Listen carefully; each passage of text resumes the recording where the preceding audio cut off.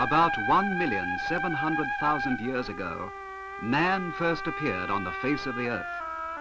But such creatures as the jellyfish, the hydrozoa and the coral have inhabited the sea for at least 1 billion years. The simplest multicellular animals are called coelenterates because of the structure of the coelentra. The forms, colors and rhythmic movements of these tiny creatures living in harmony with their environment are beautiful to observe.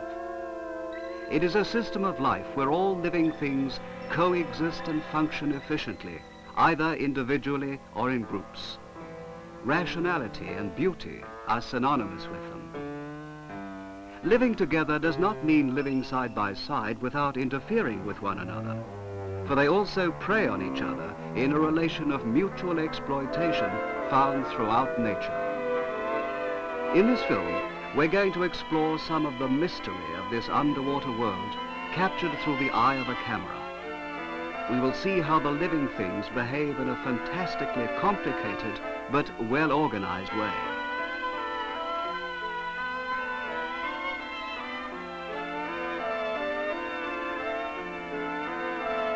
Hydrozoas, which resemble flowers on the earth in appearance, survive by catching smaller creatures than themselves.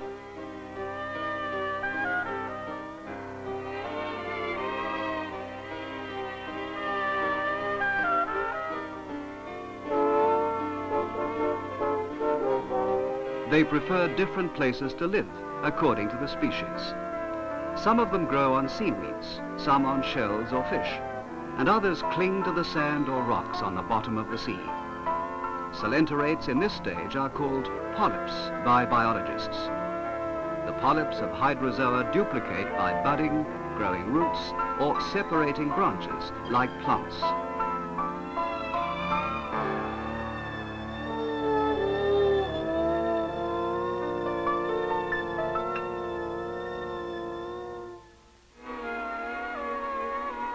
Some hydrozoas have a two-stage life cycle, a fixed stage of polyp and a swimming stage of jellyfish called medusa.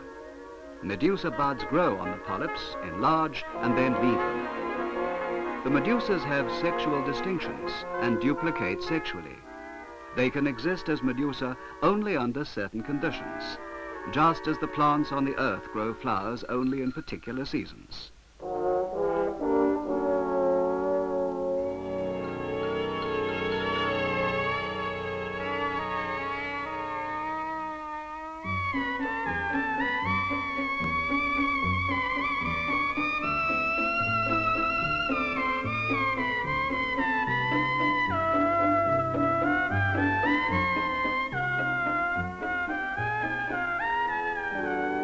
The medusa buds growing on the polyps differ in number and location according to the species. For example, some polyps grow buds on their stems and others on their roots, or on a part very close to their roots. This is true even in the case where the baby medusas may look exactly like those of a very similar species.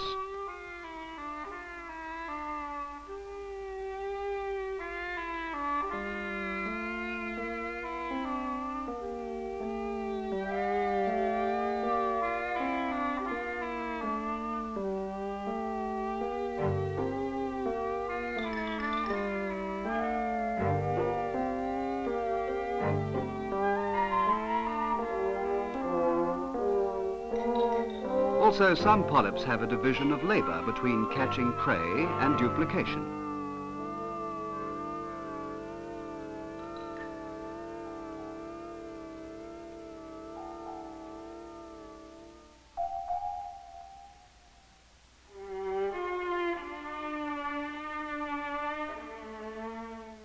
Let's look at the medusa buds more closely, taking Cladonema as an example. The small projections under their tentacles grow into buds. Next, organs, highly sensitive to light, which the polyps do not have, and tentacles begin to appear. And then the buds enlarge, spreading their tentacles outward and begin to heat up. By this time, they try to capture plankton by shooting poisonous needles, which are stored in nematocyst capsules at the end of their tentacles.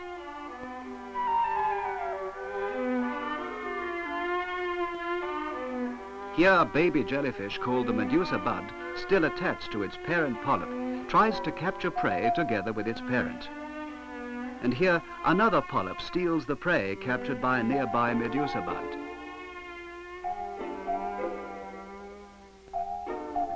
When a medusa bud is able to absorb the prey into its own stomach for the first time, it is a sign that it will soon be independent.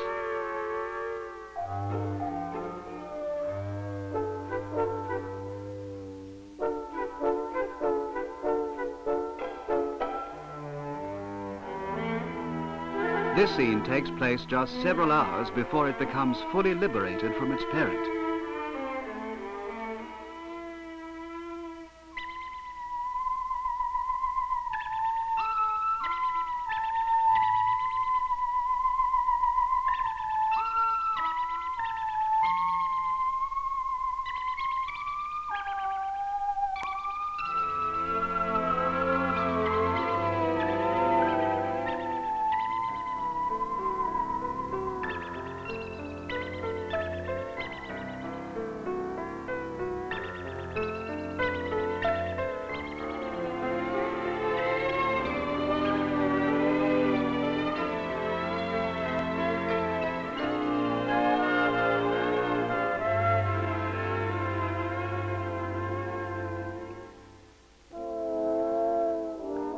The Symbiosis family, which includes the moon jellyfish, is much larger and has a more complex structure. Whitish polyps become many layers of reddish-brown strabilla, and soon each layer begins to become separated into ephira larvae.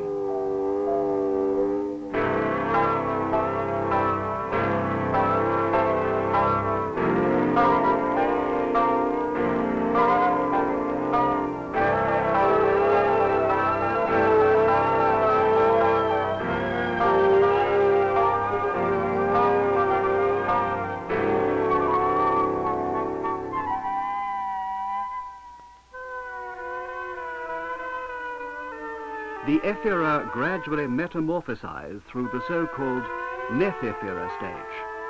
A 2 to 3 millimeter ephira grows into a large jellyfish with a bell 20 to 30 centimeters in diameter.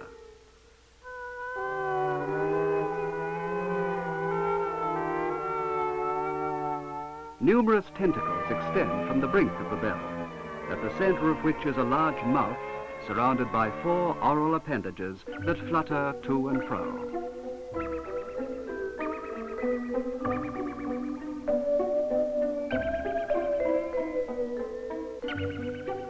About 1 billion years ago, the first solenterates made their appearance, but it is not known whether jellyfish or polyps were the first to appear. Hydrozoa and Symphozoa have gone through 2 different phases, as jellyfish and as polyps from time immemorial.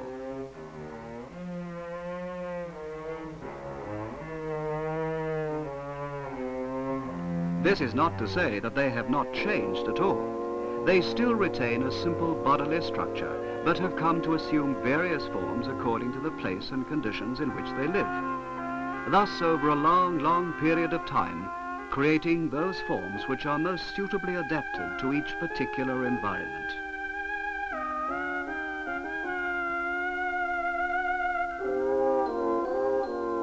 At birth, the Equoria jellyfish is only 1 millimeter in length and has but 2 tentacles. A few months later, it has many tentacles and has grown a bell 20 centimeters in diameter.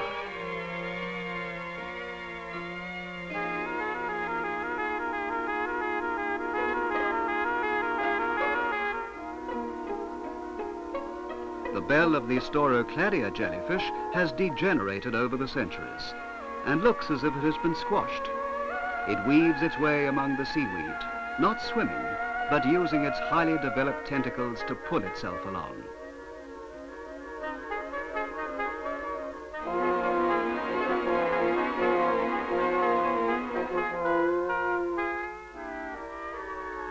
The Sarsia jellyfish, which inhabits the cold northern sea, has a long stomach when it reaches adulthood.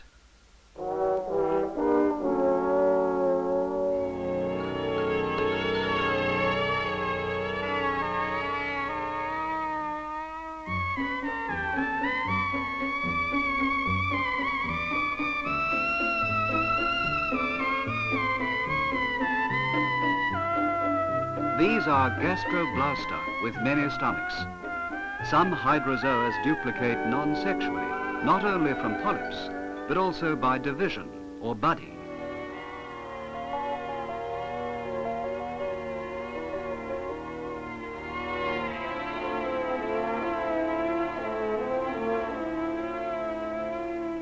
Here, young Raphkia with immatured sexual organs generate jellyfish directly from jellyfish.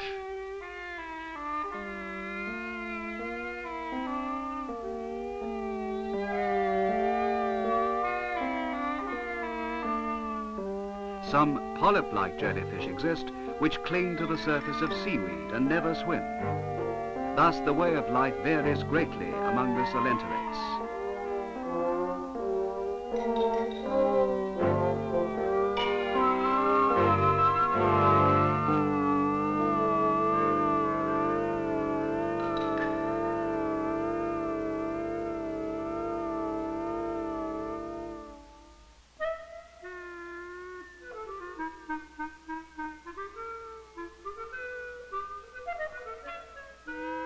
A plain of seaweed in the northern sea near the shore is an important life space for many creatures. The gonionemus jellyfish, with a 1.5 centimeter in diameter bell, appears there in the summer. It has adapted well to the environment. With tentacles shaped like hooks, it can swim vigorously among the weeds and also grasp seaweed firmly.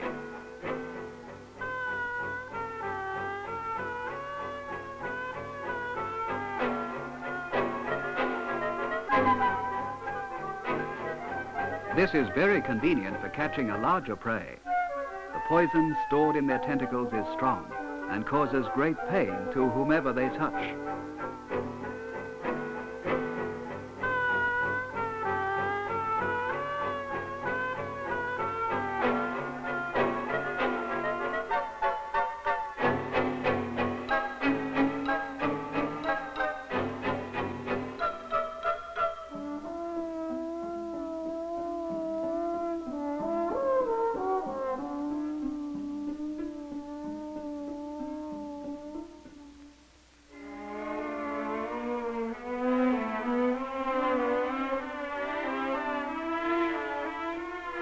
The spirocodon, native to Japan, is a winter jellyfish.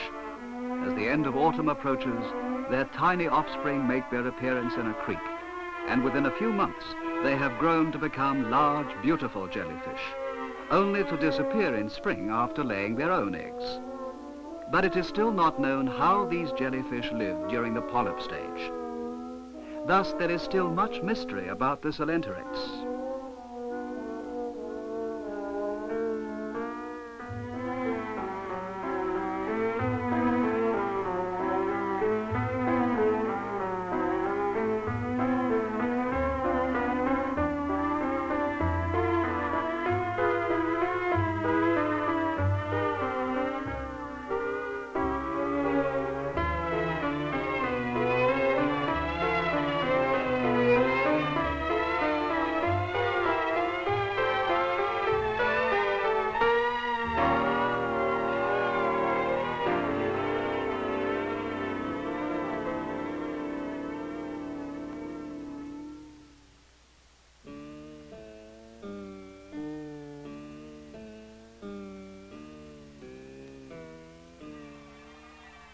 The comb jelly family, which is a kind of relative of the coelenterates, has 8 rows of cilia, which have the appearance of combs.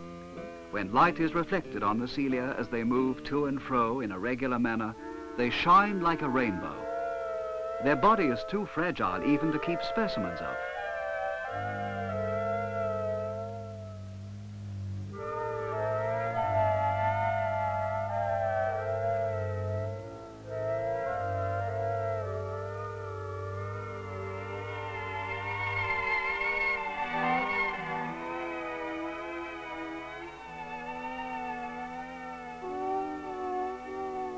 Having no polyp stage, they spend their whole life in a form that is able to swim. Found in the sea around Japan, they are brought from the southern sea by the Japan stream.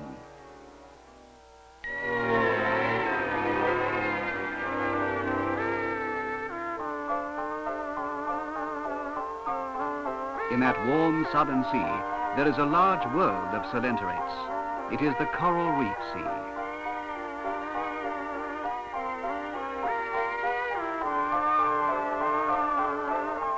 Masses of coelenterate create underwater scenes reminiscent of mountains, valleys and plains on the face of the earth itself. It is mainly composed of large bone corals which form a big colony. Compared with other coelenterates such as the hydrozoa and cyphozoa, individual corals are not so different in size, but their colonies are far larger than those of the jellyfish.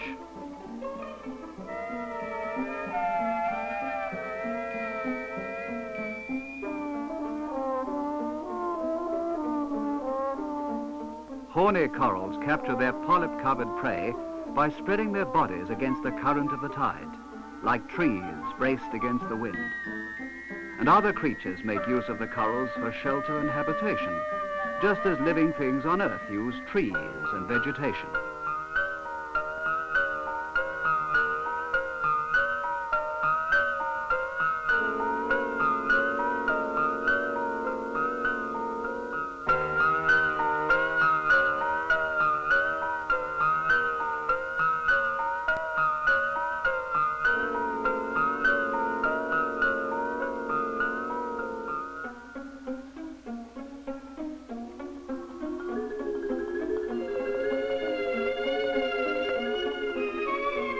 Leathery coral in various colors do not have large bones, but only pieces of bone which are distributed all over their bodies.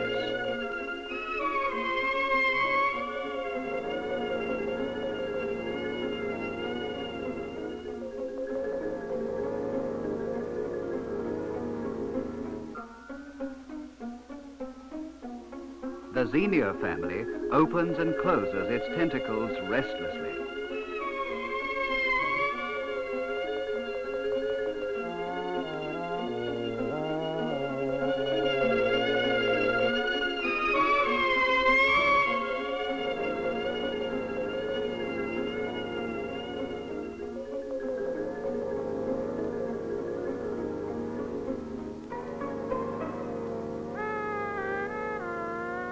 A coral reef looks quiet and calm, but is in fact very much alive, as many kinds of creatures incessantly go about their activities.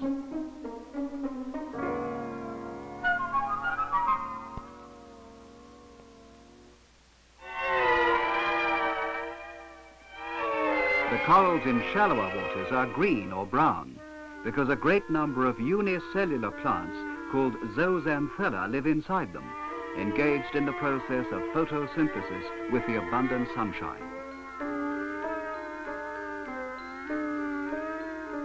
The stony coral family is different from the soft corals we've described in that they have hard lying bones and keep their polyps closed during the daytime, except for Fungia actiniformis, Goniopora, Euphilia, etc.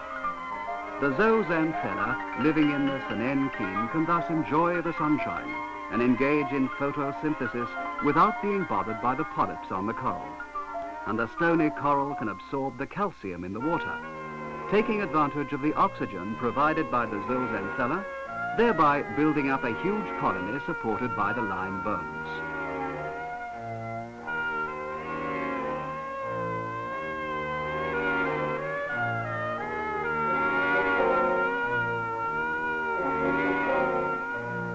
Thus, the corals perform a part of the role that the vegetation on the Earth does, though they are actually animals. Over a period of several thousand years, a huge aggregation of stony coral colonies has created elevated coral islands, where the coral reefs work as a water break, permitting an abundant number of creatures to live there and contribute to our human life.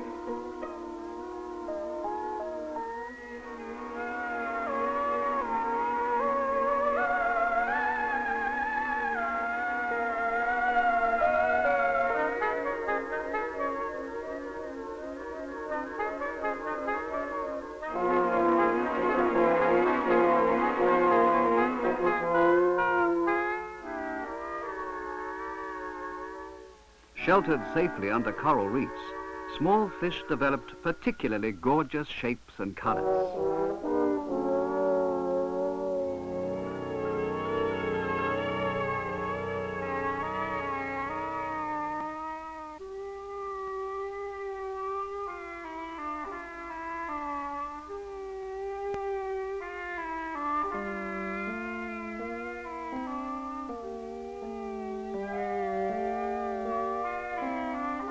Corals also fall prey to other animals. For example, Acanthasta crown-thorn sea stars devour stone corals completely, leaving only the bones. Occasionally, Acanthastas increase to abnormal proportions and exterminate an entire coral reef, but usually they are only one of the living things that inhabit it.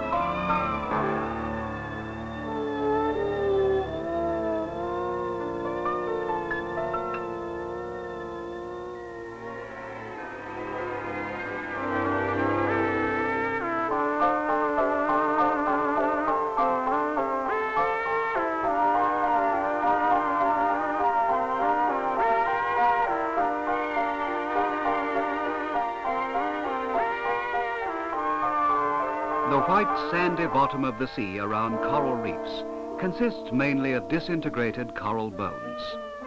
Although at first glance it looks deserted, here also various creatures are evident, some searching for prey, others engaged in the process of reproduction, and still others taking up residence.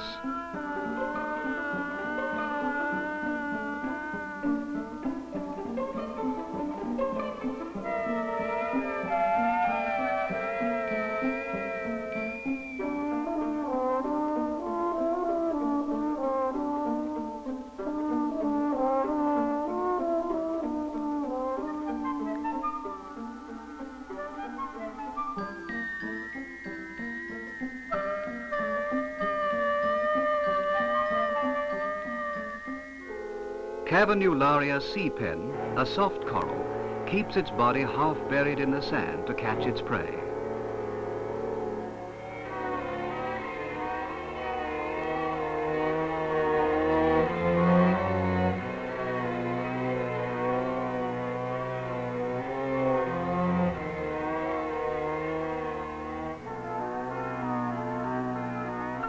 Cassiopeia root-mouth jellyfish, which inhabit the sand of a coral reef, lies flat on the lowest part of the sand with its bell upside down, and even remains upside down while swimming.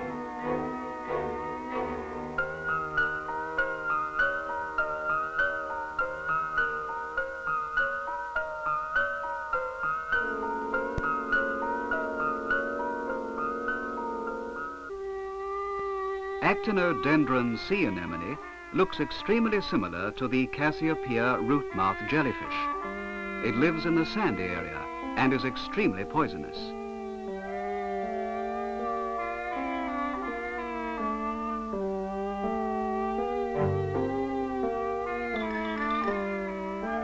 This creature, half buried in the sand and extending and retracting its tentacles to capture its prey, is not a sea anemone, but a species of sea cucumber, hiding most of its body from view. It is Cucumaria at dinner. Adaptation of life to the sand has helped to form its peculiar shape.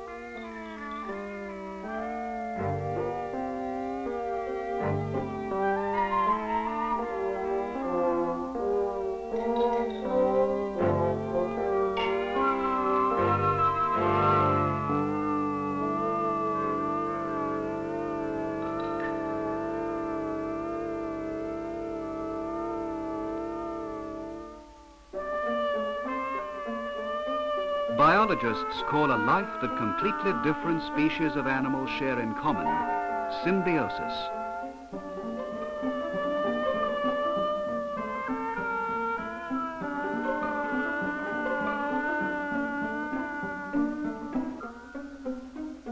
For example, various fish of the Polycentridae family, or clownfish, share life with large tropical sea anemone, such as radianthus, stoacactus, physobrachia, etc. Clownfish are especially possessive, and one will not allow another to approach his own sea anemone. If then more than one clownfish are seen with one sea anemone, they are either a mating pair or parents with offspring that are not yet able to live independently.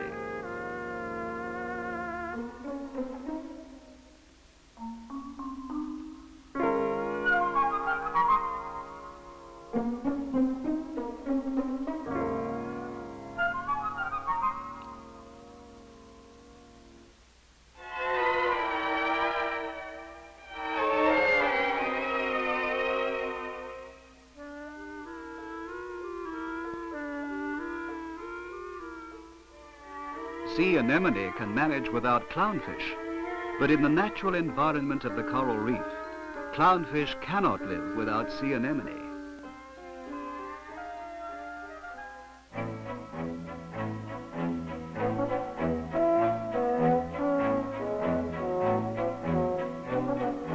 The offspring of the kingfish live with Physonostoma, the large jellyfish which are their only reliable companions. What help would it be to the jellyfish to be accompanied by a fish?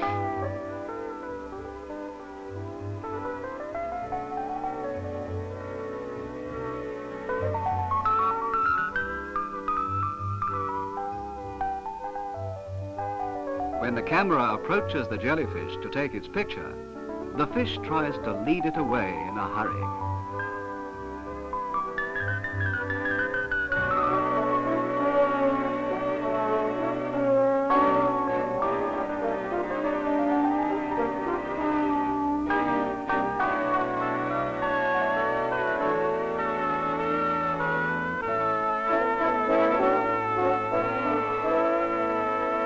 In the 20th century, we live at a time when the very few areas as yet unexplored by man are fast disappearing.